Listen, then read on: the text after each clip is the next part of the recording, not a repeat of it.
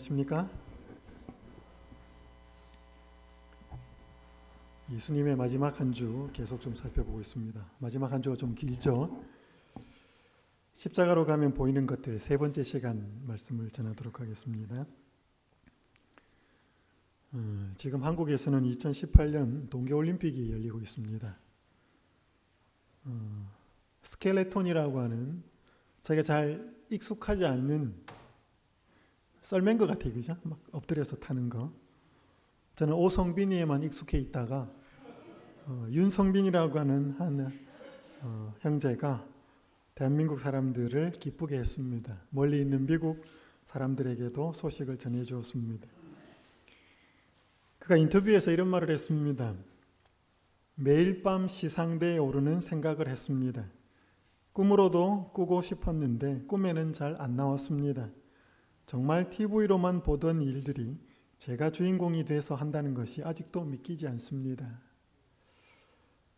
모든 스포츠 선수들이라면, 특별히 올림픽에 참여하는 선수들이라면 누구나 메달을 따고 싶을 겁니다. 메달 중에서도 금메달. 그래서 이 윤성빈 선수가 아마 이미지 트레이닝 같아요. 매일 밤 시상대에 오르는 생각을 했다고.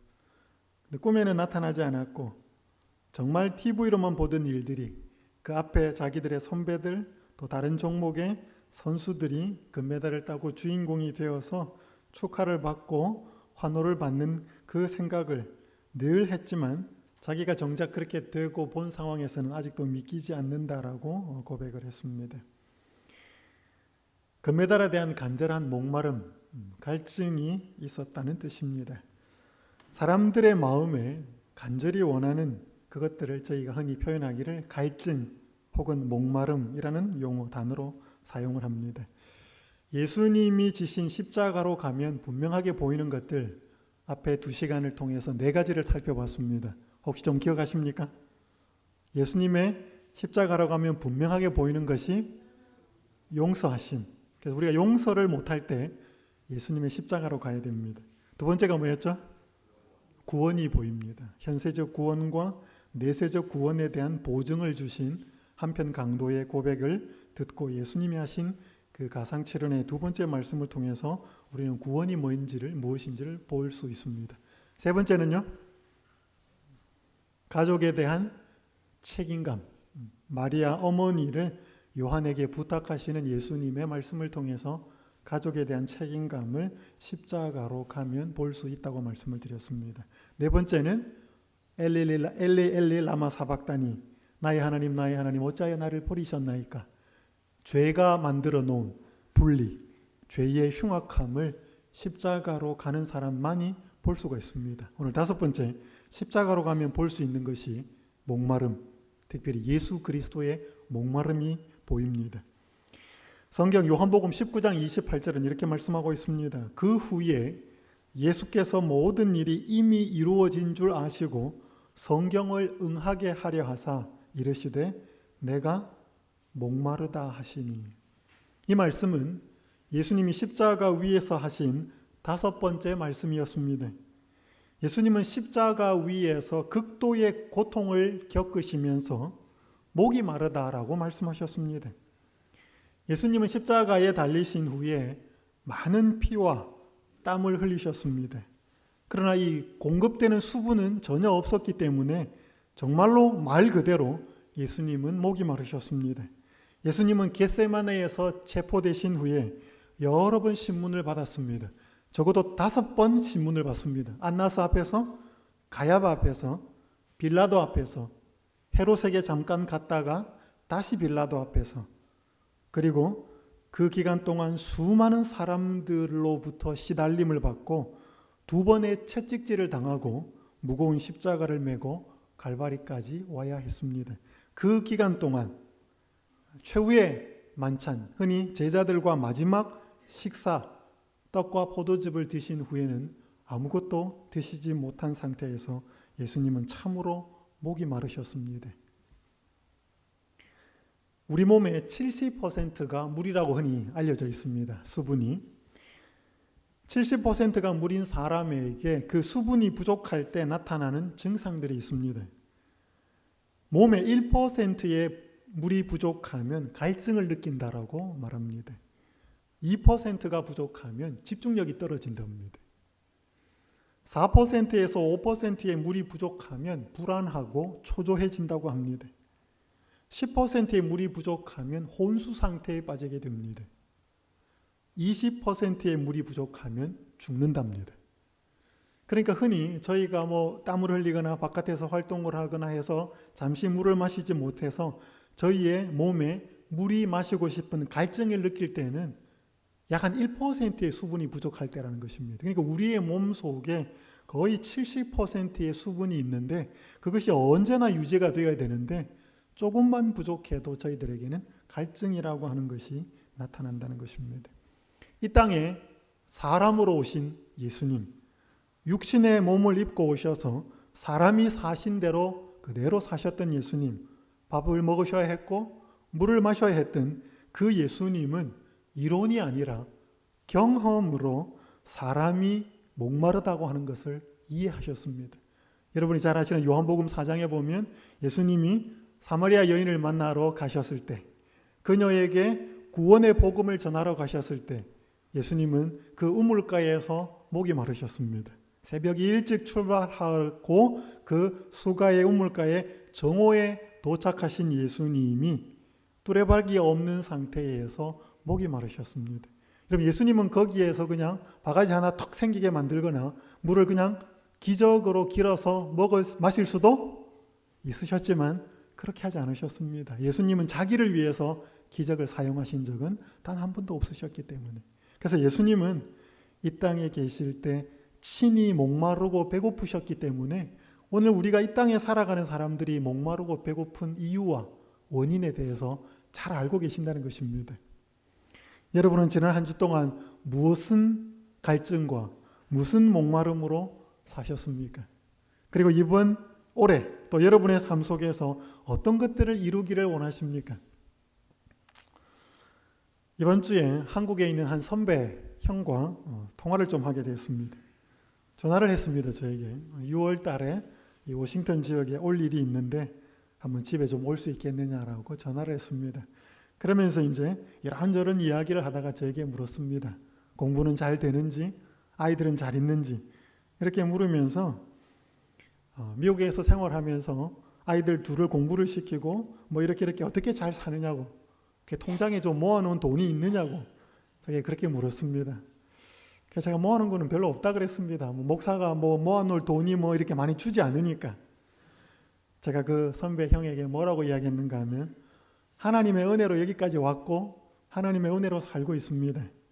하나님이 쓰시는 여러 사람들을 통해서 잘 함께 또 그분들이 도와주는 그런 것도 있고 하나님의 쓰시는 사람들을 통해서 또 더불어 잘 생활하고 있습니다. 제가 그렇게 이야기를 했습니다. 여러분, 여기 성경 느헤미야서 9장 15절에 보면 광야에서 이스라엘 백성들이 40년을 살았을 때의 그 상황을 지도자들이 특별히 레위 지파들과 느헤미야 시대에 이제 개혁이 일어나는 그 상황 가운데 구약에 자기의 조상들을 인도하신 하나님에 대하여 되새기면서 이런 내용의 말씀이 성경에 적혀 있습니다.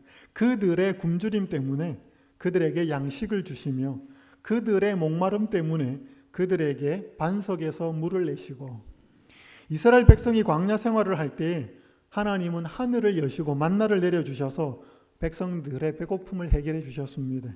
광야에서 물이 없었을 때 바위를 깨뜨려서 반석을 통해 물을 주심으로 사람들의 목마름을 해결하셨습니다. 저는 지금까지 그렇게 오래 살지는 않았지만 제 경험을 통해서 보면 하나님은 저의 모든 목마름과 갈증을 해결해 주지는 않으셨습니다. 그러나 꼭 필요한 목마름과 갈증은 하나님께서는 다 해결해 주셨습니다. 우리는 때때로 우리가 가지고 있는 목마름과 갈증이 건전하고 올바른 것일 수도 있고 내 욕망과 내 욕심과 하나님께서 주시지 않는 갈증과 목마름도 갖고 있습니다. 하나님께서는 반드시 갈증과 목마름을 정당하고 올바르다고 하는 그 갈증과 목마름을 사람들이 갖고 있으면 하나님은 선한 길로 인도하셔서 반드시 그런 것들을 채우십니다. 그러나 그 사람들의 마음 속에 있는 하나님 보시기에 기쁘시지 않는 목마름도 사람들은 가지고 살고 있기 때문에 그것까지도 하나님은 기쁘게 채워주시지는 않습니다. 여기 서른통이라고 하는 젊은 사람들에게 쓴 한 좋은 책이 있는데요. 여기 이렇게 이야기하고 있습니다. 우리에게 꿈은 이루어진다. 이 대한민국이 2002년도에 월드컵 할 때 한번 우승해보자고 이 슬로건을, 이 표를 걸고 했을 때 꿈은 이루어진다라는 이 구호 이후에 이 사람들한테 이게 많이 회자되었습니다. 꿈은 이루어진다라는 구호보다 중요한 것은 그 꿈이 하나님 안에서 올바른가 하는 것입니다. 그러므로 꿈의 성취에 온 마음을 쏟은 나머지 그 꿈의 성취에 온 마음을 쏟은 나머지 그 꿈이 얼마나 가치 있고 올바른 것인가를 판단할 여유를 잃어버리는 것은 결코 바람직한 일이 아닙니다. 하나님 안에서 이웃을 향한 사랑 안에서 올바른 꿈을 꾸는 것이 먼저입니다. 오늘 우리가 가지고 있는 인생의 갈증들, 목마름들 사람마다 다 다릅니다. 그러나 오늘 우리가 갖고 있는 갈증이나 꿈이, 목마름이 다 이루어져야 하는 것은 아니다는 것입니다. 먼저 오늘 우리가 중요한 것은 어떤 갈증과 어떤 목마름을 가져야 하는가 하는 것입니다. 여러분 지금 올림픽이 열리지만 또 우리 대한민국 선수들이 올림픽에 메달을 따서 너무나 기뻐하고 즐거워도 하고 또 어떻게 잘못해가 실수해가지고 메달을 못 따서 슬퍼하고 우는 그런 선수들도 많습니다. 여러분 객관적으로 자세히 보면 그렇게 몇 바퀴 돌아가지고 이렇게 이야기하면 그 선수들은 대단히 싫어할 겁니다. 돌아가지고 아니면 좀 빨리 가가지고 멀리 뛰어가지고 우리가 보기에는 인간 체력의 한계를 넘어서는 어마어마한 일이지만 객관적으로 깨워놓고 볼 때 그거 잘하는 거하고 못하는 거하고 인생 살아가는 거하고 무슨 상관이 있을까요? 물론 그게 선수기 때문에 자기들은 그게 목숨을 걸고 그걸 이루려고 하지만 하나님이 바라보시기에 그것이 조금 더 빨리 가고 조금 더 멀리 가고 조금 더 많이 했다고 해서 하나님 보시기에도 그것이 엄청난 대단히 중요한 일처럼 보일까요? 오늘 우리 인간 스스로는 자기가 목표를 아주 거대하게 세워놓고 인간 편입니다. 그것을 꼭 이루려고 하는 갈증과 목마름을 가지고 그것을 이루기 위해서 몸부림치고 애를 쓰는데 정말로 하나님이 그것을 바라보실 때 그것이 정말로 이루어야 될 갈증인지 정말로 우리가 목숨을 걸고 모든 것을 투자해서 성취해내어야 되는 목마름인지 그걸 하나님의 시각에서 좀 바라볼 필요가 있다는 것이죠. 오늘 여기 보면 요한복음 19장 29절에 그 이어서 하시는 말씀에 보면 이 앞구절입니다. 거기 신포도주가 가득히 담긴 그릇이 있는지래 사람들이 신포도주를 적신 해면을 우슬초에 메어 예수의 입에 대니 이것은 구약 성경 말씀의 이 성취입니다. 여기 시대소망에는 이런 말씀이 기록되어 있습니다. 십자가에 달려 죽음의 고통을 당하는 자들에게는 고통에 대한 감각을 마비시키기 위하여 마취약을 주는 것이 허용되어 있었대. 예수님에게도 그 마취약이 주어졌으나 예수께서는 맛보시고 그것을 거절하셨대. 그분은 당신의 마음을 흐리게 하는 어떤 것도 받지 않으셨대. 그분의 믿음은 하나님을 굳게 붙잡아야만 하였다. 그것이 그분의 유일한 힘이었다. 그분의 감각을 흐르게 하는 것은 사탄을 유리하게 만들어줄 것이었다. 한 역사학자가 말하기를 사람을 십자가에 매달아 죽이는 것은 1000번을 죽이는 것과 같다라고 이야기했습니다. 그러니까 사람을 한 번 죽이는 게 아니고 뭐예요? 그 사람에게 그저 한 번 죽는 고통이 아니라 1000번을 죽는 고통을 가해서 죽이는 것이 십자가에서 죽이는 것이었습니다. 여러분 한번 생각해 보십시오. 이게 매달려 가지고 숨을 쉴 때마다 고통이 느껴져 오고 움직일 수도 없는 게 서서히 진을 빼어서 사람을 죽게 만드는 것이 십자가 형벌이었습니다. 그게 너무 고통스러우니까 그 당시에 신포도주 일종의 마취약으로 마취제로 그것을 이 해융에 해가지고 우리로 말하면 현재 스펀지 같은 거 그렇게 이렇게 묻혀가지고 그 십자가에 매달린 그 죄수들에게 그나마 동정을 하여서 고통을 경감시키기 위해서 그거를 그 당시에 죄수들에게 주었다는 것입니다. 예수님께도 그렇게 했습니다. 그 예수님이 그것을 뭔지 모르니까 맛보신 후에는 그것을 거절하셨습니다. 왜 그랬는가? 예수님, 그러니까 이게 지금 일종의 취하는 것이기 때문에 우리 마취 고통이 너무 스러울 때 몰핀이라든지 뭔가 마취약이 들었을 때는 그걸 이길 수 있지 않습니까? 그것 때문에. 그래서 예수님은 그 고통을 경감시켜 주는 것을 그러한 술 종류겠죠. 이걸 거절하셨다는 것입니다. 왜요? 예수님의 정신을 혼미하게 하는 어떤 것도 거부하고 온전히 그 고통스러운 상황이지만 맑은 정신을 유지하여서 오직 하나님 한 분을 의지하는 그 힘으로만 그 십자가를 견디기 위해서 그 인위적이고 그것을 경감시켜줄 그 자극적인 약이나 술이나 외부적인 요소에 대해서는 단호하게 거절하셨다는 것입니다. 이게 뭘 이야기하는가 하면 오늘 우리가 가지고 있는 욕망이나 갈증이 올바른 것이 아니라면 그것을 다른 방법으로나마 어떻게 이루어가는 그 자체가 목적이 아니어야 한다는 것을 보여주는 것입니다. 하나님이 주시는 관계에서 축복이나 힘이 아니라면 오늘 우리는 잘못된 욕망이나 갈증을 갖고 있다면 오늘 우리는 그것을 예수님의 힘으로 이겨야 한다는 것입니다. 오늘 우리가 하나님께서는 정당한 목마름은 분명히 인도하십니다. 오늘 예수님의 십자가를 바라보면 예수님은 단지 십자가 위에서 H2O 수분이 부족한 목마름으로 내가 목마르다라고만 말씀하신 것은 아니었습니다. 물이 부족한 건 분명한 사실이었습니다. 그러나 예수님이 십자가 위에서 곧 고백한 그 목마름은 더 큰 목마름이었습니다. 예수님이 지금 인간의 구원을 위해서 엄청난 십자가의 저주를 받으시면서 인간 구원을 이루어 가고 있는데 사람들은 그 예수님이 뭐 하는지를 몰랐습니다. 그 예수님을 십자가에 못 박으면서 그 예수님을 조롱하면서 그 예수님을 저주하면서 자신들의 구원을 거절하는 딱한 상황이 되어가고 있었음에도 불구하고 그들은 그 사실을, 그 형편을 알지 못했습니다. 그들을 바라보는 예수님의 더 큰 목마름, 그들이 구원을 얻어야 하는데 그들이 지금 자신 예수님이 이루어 가시려고 하는 그 부분에 대하여 이해하고 깨달아서 예수님 앞에 한편 강도처럼 나와서 구원을 얻어야 하는데 그 사실을 깨닫지 못하고 예수님을 조롱하고 비방하는 그 사실이 예수님은 더 안타까우셨죠. 여러분, 그것이 예수님의 더 큰 목마름이었습니다. 물이 부족한 목마름도 분명히 있었지만 영혼의 구원에 대한 갈증, 목마름이 예수님에게 더 큰 목마름이었습니다.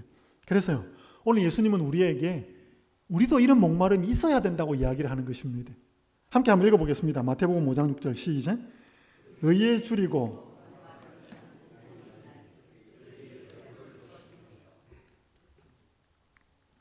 오늘 예수님은 우리가 이 세상에서 잘 먹고 잘 살기 위한 목마름을 갖기를 원하지 않으십니다. 인간이 살아가는 욕망과 바램은 분명히 있지만 오늘 우리의 목마름과 배고픔은 더 영적이고 세상적인 것이 아니라 하나님과 관련된 갈증과 목마름이어야 한다고 말씀하고 계십니다. 그것을 성경에 뭐라고 표현하는가 하면 의에 줄이고 목마른 자는 복이 있다라고 말씀합니다. 여기 산상복음 18쪽에 보면 의인은 거룩하고 하나님과 같이 되는 것이다. 의인은 하나님의 율법과 일치되는 것이다. 하나님의 의인은 그리스도를 통하여 실현된다. 의인은 고통스러운 투쟁이나 지치게 만드는 수고, 그리고 선물이나 희생으로 얻어지는 것이 아니라 그것을 얻고자 줄이고 목말라 하는 모든 영혼에게 거저 주어지는 것이다. 여러분, 우리가 뭐에 대해서 목말라 해야 된다고요? 의에 대해서. 의에 대해서 목마르다는 게 뭔가? 의인은 거룩하고 하나님과 같이 되는 것이다. 그러니까 하나님과 같이 되고 싶은 목마름. 이건 루시퍼가 했던 목마름이 아닙니다. 루시퍼가 요구했던 그 당시 루시퍼가 원했던 것은 하나님의 품성이 아니고 하나님이 가지고 계신 능력이었다 그랬습니다. 근데 우리는 뭐 무소부재나 전지전능이나 이런 능력이 아니라 오늘 우리가 갈망해야 되는 것은 그분처럼 닮아가는 것, 그분처럼 거룩하게 되는 것, 그분처럼 온유하게 되는 것, 그분처럼 사랑할 수 있게 되는 것. 그것이 내 속에 없을 때 나는 어떻게 하면 그것이 될 수 있을까? 내가 이번에 얼마나 돈을 좀 더 많이 벌어가지고 우리 집에 차도 바꾸고 우리 집에 이런 것도 바꾸고 또 내라는 존재가 사회에서 사람들 앞에 어떻게 또 대접받고 인정받는 뭔가 그런 목마름이 아니고 오늘 우리에게서 의를 갈망하는 예수님과 같이 되기를 갈망하는 그런 목마름이 있어야 한다는 것입니다. 예수님은 우리가 그런 목마름을 갖기를 원한다는 것이죠. 근데 그거는요, 노력해서 얻어지는 게 아니라는 것입니다. 그것은 선물도 아니라는 거예요. 이게 왜 선물이 아닌가 하면 이걸 사야 되기 때문에. 근데 여기 보니까 희생으로 얻어지는 것도 아니고 그것을 얻고자 줄이고 목말라 하는 모든 영혼에게 그저 주어지는 것이. 그러니까 이걸 누가 얻는가 하면 이걸 간절히 원하는 사람, 되면 되고 말면 말고 그런 사람한테는 이것은 사치품입니다. 원하지도 않고. 김도영이라고 하는 한 남자분이 있었습니다. 중학교에 입학할 무렵에 아버지가 사업에 실패를 합니다. 그리고 중풍을 맞아서 아버지가 몸져 눕게 됩니다. 그래서 어머니가 생계를 책임지게 되었습니다. 그런데 어느 날부터 이 아버지는 자존심이겠죠. 자기가 일을 하지 못하고 자기가 그렇게 병이 들어 누워 있으니 괜히 이제 어깃장을 놓은 것입니다. 밤새 밖에 나가서 하루 종일 일하고 늦게 들어오는 아내를 의심하기 시작합니다. 부부 싸움이 잦아졌고 아버지는 어머니를 때리기 시작했습니다. 결국 어머니는 참다가 짐을 싸들고 가출을 했습니다. 그래서 이 도영 씨는 학교 갈 차비가 없었고 도시락을 싸갈 돈이 없었기 때문에 말 그대로 먹고 사는 걱정과 염려를 날마다 하게 됩니다. 어느 날 학교 수업을 듣고 있는데 배가 너무 고파서 가지고 있는 연습장을 찢어서 먹었다 그랬습니다. 그 연습장을 찢어서 입에 넣고 녹여 먹는데 그 거친 종이가 너무도 달콤하게 느껴졌다라고 그렇게 고백을 했습니다. 너무나 배가 고팠기 때문에. 그런 생활이 늘 반복되다 보니까 항상 걱정하고 염려하는 것이 습관이 되어버렸습니다. 그런데 이 형제는 교회를 나갔습니다. 성경에서는 아무것도 염려하지 말라고 했는데 그 말씀은 자기에게는 전혀 상관없는 불가능한 말씀이라고 생각되었습니다.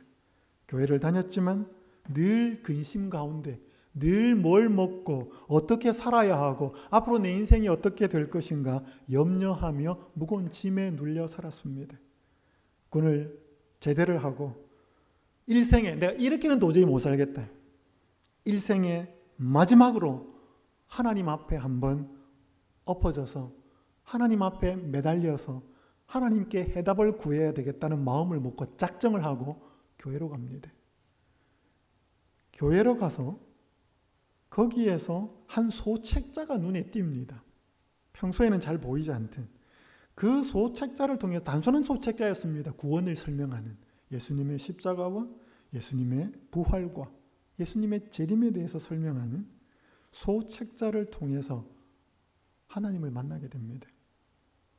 그때까지 자기는 그렇게 말은 하지 않았지만 예수님을 믿는다고 고백은 했지만 자기 인생의 주인은 자기였다라고 고백했습니다. 그가 하나님을 제대로 만나고 난 이후에 변화된 삶을 이렇게 고백했습니다. 내 마음에 평강이 가득 넘쳤다. 예수님이 나를 책임져 주시는 분이라는 확신이 생겼기 때문이다. 그 순간부터 더 이상 염려하지 않았다. 내 머리로는 이해가 되지 않는 어떤 상황이 오더라도 어떤 불가항력적인 일이 생기더라도 설령 아무리 사소한 일이라도 염려하지 않았다. 지금도 여전히 아버지는 아프고 찢어지게 가난한 환경에서 살고 계신다. 바뀐 것은 없지만 부활하신 예수님이 나의 주인이고 그분이 나와 영원히 함께 하시기 때문에 다시는 염려하거나 근심하지 않는다. 여러분 이 형제에게 뭐가 바뀌었어요? 이 형제에게 돈다발이 오거나 이 형제가 경제적으로 더 나아지도록 하는 환경적인 변화는 없었습니다. 그러나 이 상태에서는 도저히 못 살겠대. 성경에는 염려하지 말고 근심하지 말고 나의 평안을 너에게 준다고 그러는데 나는 그 예수님을 믿으면서도 왜 여전히 불안한가? 왜 여전히 없기 때문에 내 미래와 내 경제적인 일로 고민하고 이렇게 근심하고 살아야 되는 거 이렇게는 못 살겠대. 그렇게 작정을 하고 하나님 앞에 나가서 하나님 앞에 매달렸을 때 그가 예수 그리스도를 깨닫게 되고 그 예수 그리스도가 하신 일과 하실 일을 깨닫게 되고 지금까지 고백했던 내가 예수님을 믿는다라고 고백했지만 믿지 못하고 자기 인생을 자기가 주인으로 살고 자기가 자기 인생을 책임져야 하는 것으로 생각하고 살았던 그 사실을 깨닫고 나서 예수님이 자신을 책임져 주시는 분이라고 하는 확신이 생겼을 때 마음에 평안이 밀려오게 되었다고 고백했습니다. 여러분이 오늘 우리의 마음 속에 평안이 사라지는 이유는 딱 하나입니다.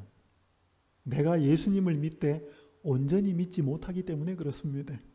내 인생을 내가 스스로 책임져야 하고 내 자녀의 문제, 내 가족의 문제, 내 인생의 문제를 내가 원하는 방향으로 이끌어가고 그것이 안 되면 어떻게 하나라고 고민하고 염려하기 때문에 내 마음의 평안은 사라지는 것입니다. 오늘 우리의 인생이 예수님의 손안에 있다는 참으로 그분이 내 인생의 주인이라면 되든지 안 되든지 우리는 맡겨야 됩니다. 만약에 그분이 내가 원하는 대로 이루어 주신다면 그것이 하나님의 뜻이고 내가 맡겼는데 내가 원하는 대로 되지 않는다면 그것도 하나님의 뜻입니다. 오늘 우리는 내 인생이 내가 원하는 대로 되어야 한다고 하기 때문에 그걸 내가 쥐고 있는 이상에서는 평안이 없습니다. 오늘 예수님이 왜 우리에게 의에 줄이고 의에 목말라야 한다라고 말하는가 하면 세상에 줄이고 목마르는 사람은 그것이 채워져도 또 목마르기 때문에 그렇습니다. 그것은 영원히 우리의 갈증과 목마름을 채울 수 없는 것이기 때문에 그렇습니다. 오늘 예수님은 우리에게 십자가에 매달리신 그의 모습을 통해서 육신의 목마름이 무엇인지를 아시고 목마르다고 고백하셨습니다. 그래서 그분은 우리의 목마름을 아셔요. 우리가 자녀에게 돈이 들어가야 하고 우리가 집이 있어야 되고 차가 있어야 되고 우리에게 살아가야 될 생활적인 필수품들이 무엇인지를 그분은 아십니다. 그것이 정당하고 우리가 또 노력을 해서 열심히 직장 생활하고 일할 때 하나님은 우리에게 분명히 축복하십니다. 그러나 그것으로 인해서 우리의 온 마음이 빼앗기기를 원하지는 않습니다. 오늘 예수님은 우리에게 더 큰 목마름, 예수님에 대한 목마름, 영적인 것에 대한 목마름, 내가 어떻게 거룩하게 될 수 있을까? 내가 어떻게 예수님과 닮아갈 수 있을까? 내가 어떻게 하나님의 법을 억지로가 아니라 기쁨으로 온전하게 순종할 수 있을까? 그것에 대하여 목말라 하기를 더 간절히 원한다는 것이죠. 십자가로 가면 우리의 헛된 목마름이 보입니다. 그리고 우리의 삶에 진정한 있어야 할 목마름이 무엇인지를 십자가는 보여주고 있는 것입니다. 조금 더 확장을 하죠. 십자가로 가면 또 하나 더 보이는 것이 있는데 그건 뭔가 하면 사명이라는 것입니다. 예수님이 이렇게 고백하셨습니다. 요한복음 19장 30절에 예수께서 신포도주를 받으신 후에 이르시되 다 이루었다 하시고 머리를 숙이니 영혼이 떠나가시니라. 이 말씀은 예수님이 6번째 하신 말씀입니다. 이 다 이루었다는 헬라어 원어는 테텔레스타이라고 하는 그 당시에 흔히 쓰는 용어였습니다. 다 이루었다는 말의 당시 의미는 몇 가지 뜻이 있었습니다. 첫 번째, 아이들이 부모나 선생님이 낸 숙제를 다 끝낸 뒤에 부모님이나 선생님에게 가서 테텔레스타이 이거 다 했습니다 라고 썼습니다. 이 용어를. 군인이 사명을 받고 적진에 들어갔다가 임무를 달성하고 완수하고 돌아와서 상관에게 보고할 때 작전 완수했습니다. 다 끝났습니다. 다 끝냈습니다. 라고 할 때 쓰는 말이었습니다. 세 번째는 제사장이 성전에 들어가서 제물을 잡아서 제사를 드린 후에 제사가 끝난 다음에 하는 말이었습니다. 테텔레스타이, 제사 끝났다, 제사를 잘 드렸다라는 뜻이었습니다.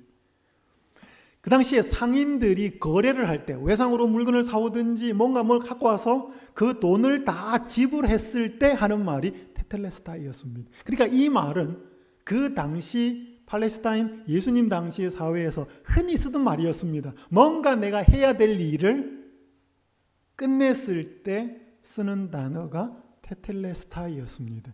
예수님이 십자가에서 달리시면서 6번째로 고백하신 말씀이 다 이루었다. 그들이 흔히 쓰던 용어를 그대로 쓰셨습니다.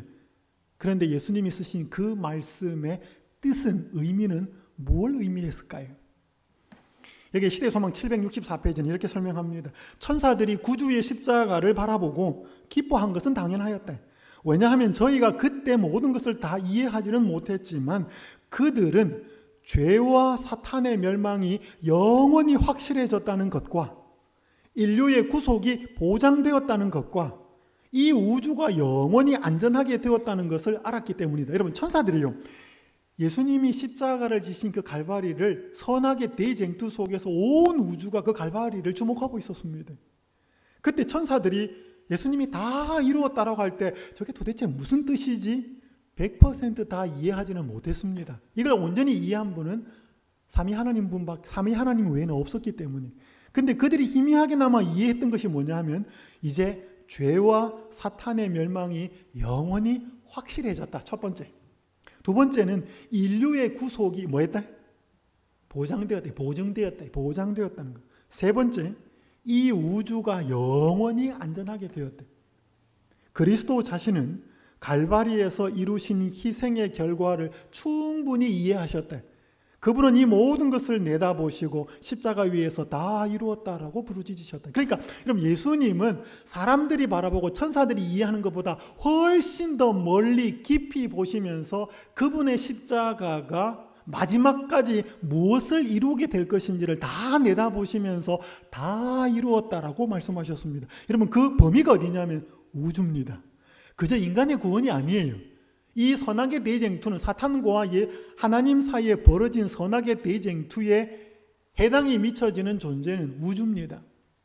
여러분, 오늘 우리의 몸속에 암세포가 생겨서 암세포가 제거되지 않으면 어떻게 돼요? 암세포는 자라잖아요. 그럼 결국에는 암세포가 몸에 펴지면 사람을 죽이죠.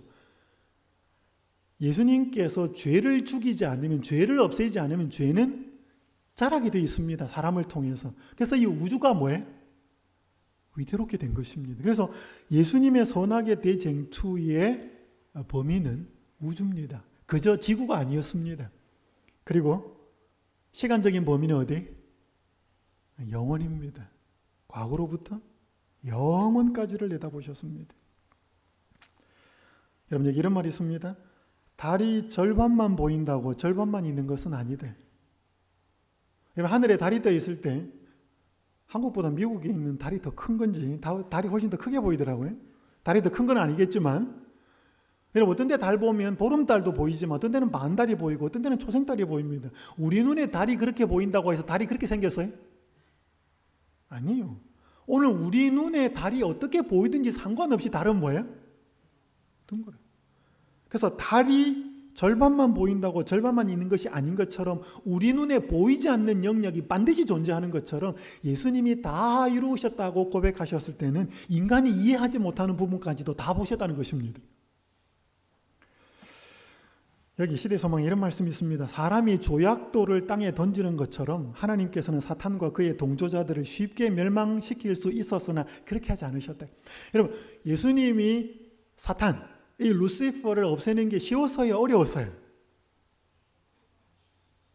네? 이런 바닷가 놀러 가가지고 이렇게 앉아가지고 바닷가에 뭐 모래가 있거나 뭐 자갈밭 이렇게 있으면 돌멩이 여기 조그만 거 하나 주워가지고 저쪽에 이렇게 톡 던지는 거 여러분한테 어려워요? 쉬워요? 어마어마한 이런 거 던지는 거 말고 조그만 돌멩이 하나 던지는 건 사람한테 쉬워요. 애들도 할 수 있잖아요.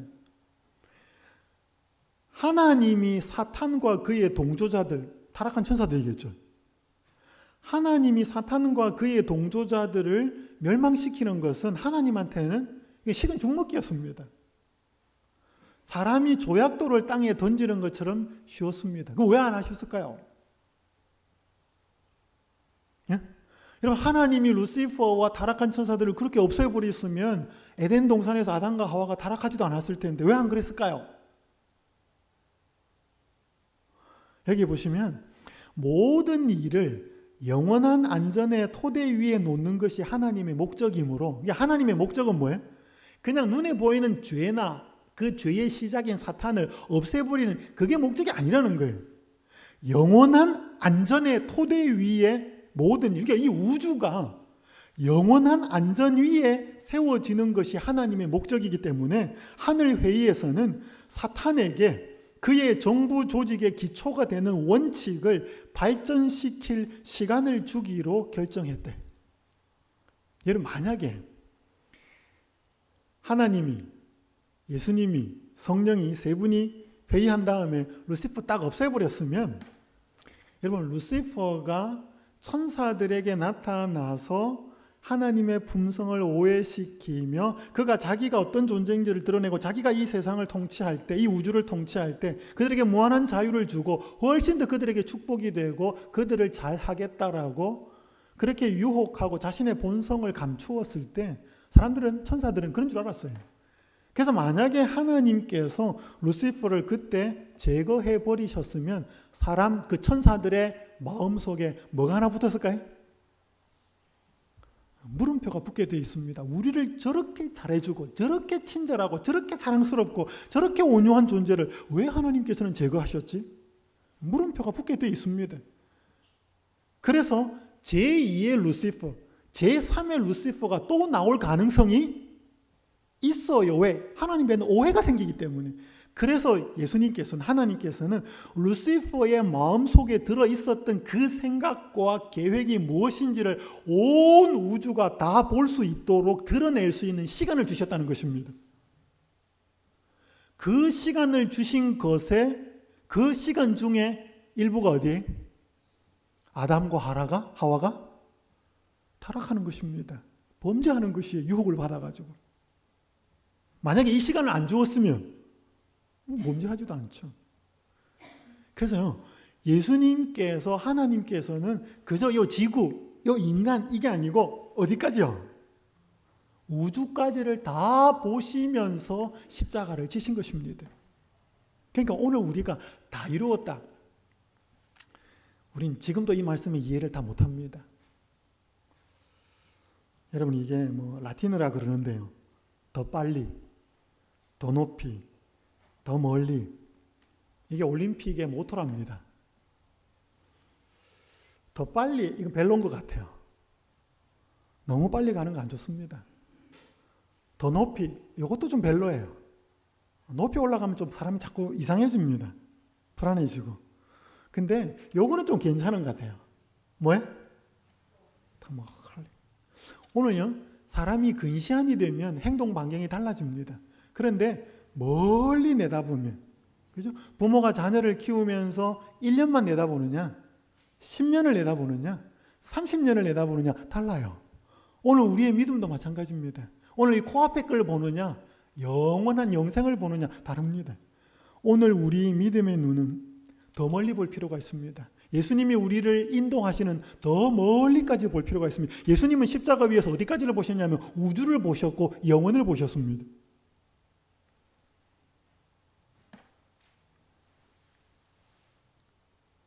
(2014년에) 브라질에 선교사로 파송되었던 한국의 서종원합회 소속의 지영배 목사님이 올 1월 12일에 황열병으로 세상을 떠났습니다. 그의 나이 올해 46세였습니다. 자녀들도 어리고. 그래서 그의 시신이 한국으로 돌아오고 서종원 합회장으로 장례 예배가 진행이 되었습니다. 그의 발인 예배 때 거의 대부분의 서종원 합회 목회자들이 다 나와서 조가를 불렀습니다.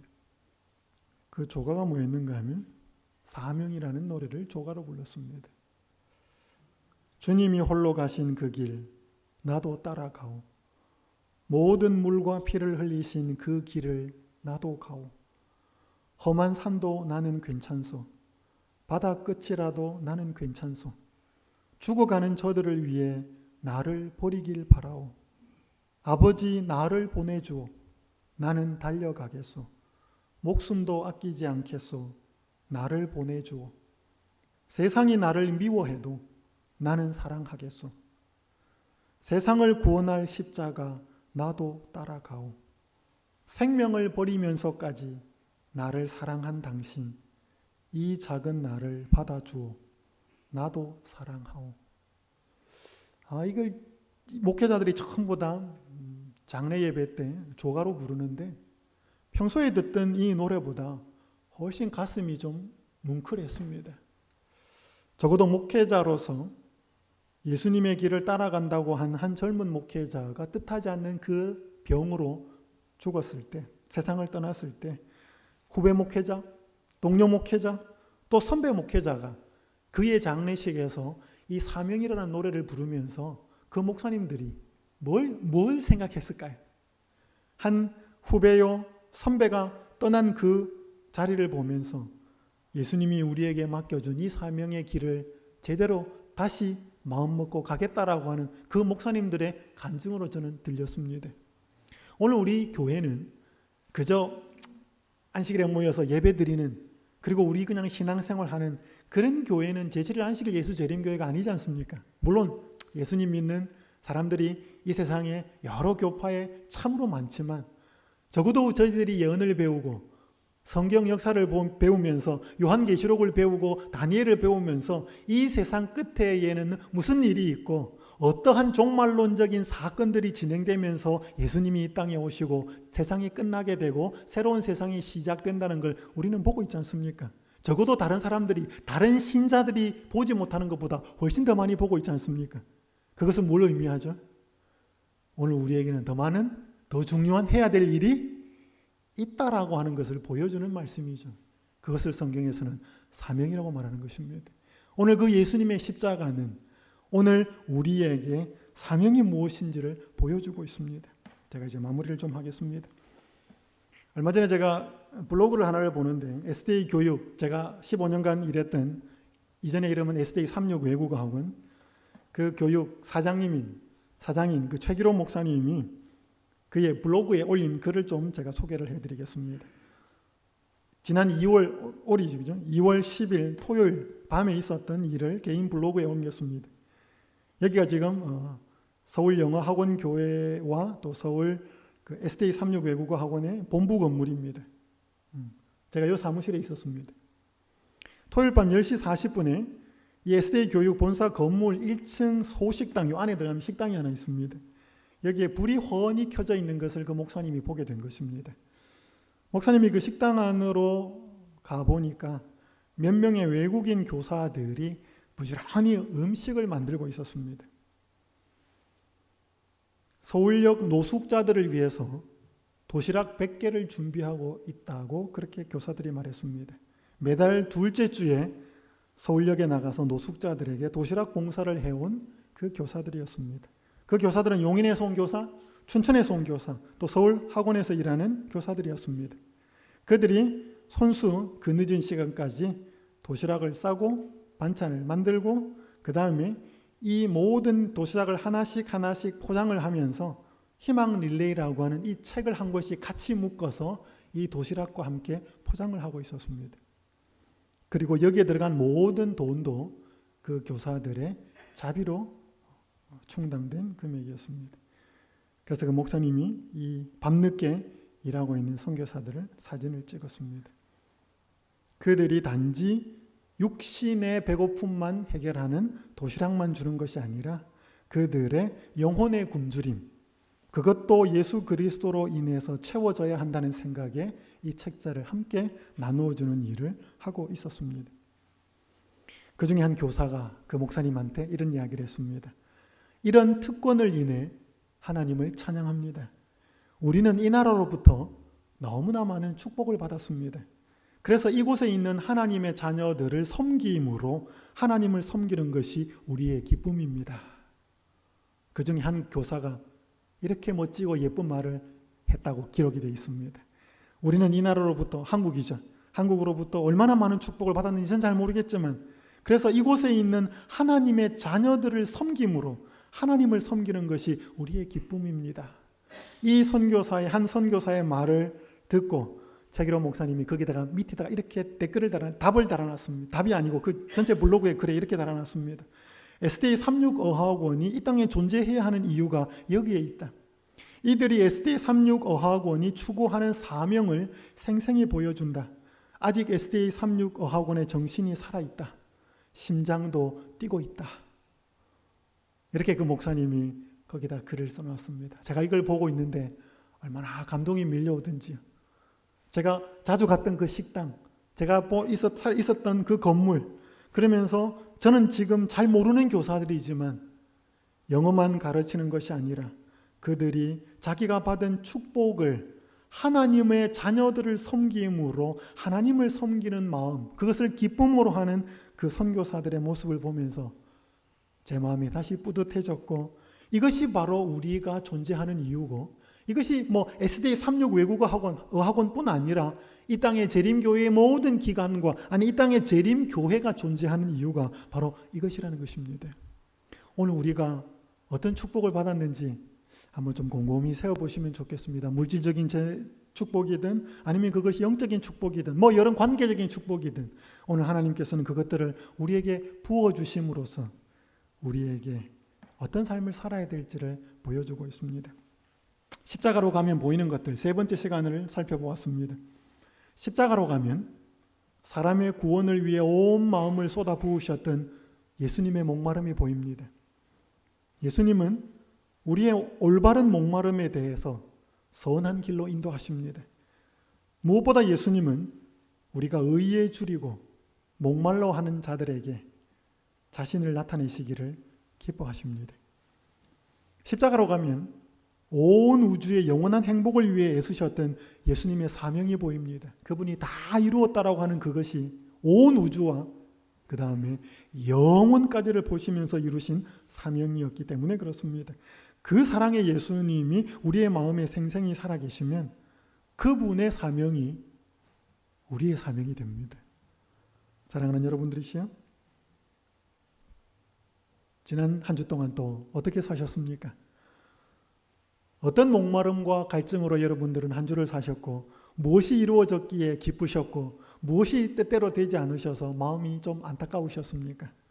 여러분은 무엇을 성취하셨습니까?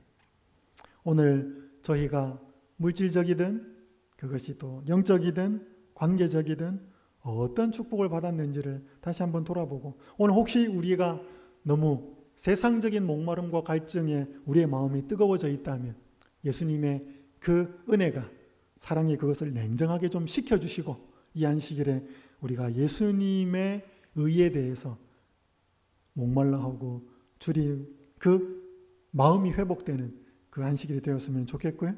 우리가 받은 그 축복과 은혜들이 예수님이 다 이루었다라고 하는 그 엄청난 그 한 멘트, 그 뜻이 무엇인지를 저희들도 기억하고 그분의 사명이 저희의 마음속에 들어와서 저희도 이 교회가 저희가 존재해야 되는 이유를 작게나마 실천할 수 있는 그 힘이 회복되는 그런 안식일이 되시기를 간절히 바라면서 말씀을 마치겠습니다.